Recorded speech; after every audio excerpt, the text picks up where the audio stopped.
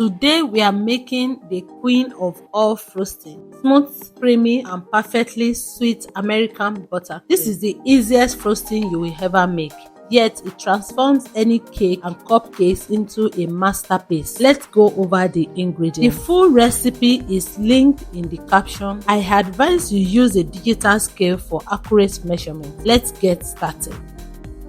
Place your butter into the mixing bowl and beat it on a medium speed for 2 to 3 minutes until it is smooth and pale.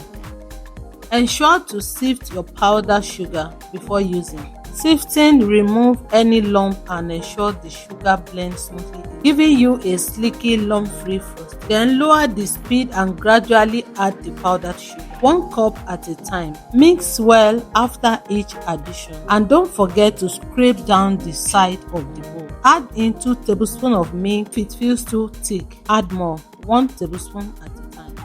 Add vanilla extract and pinch of salt. Now whip it together on medium-high heat for 3 to 5 minutes until it is light, fluffy and silky smooth.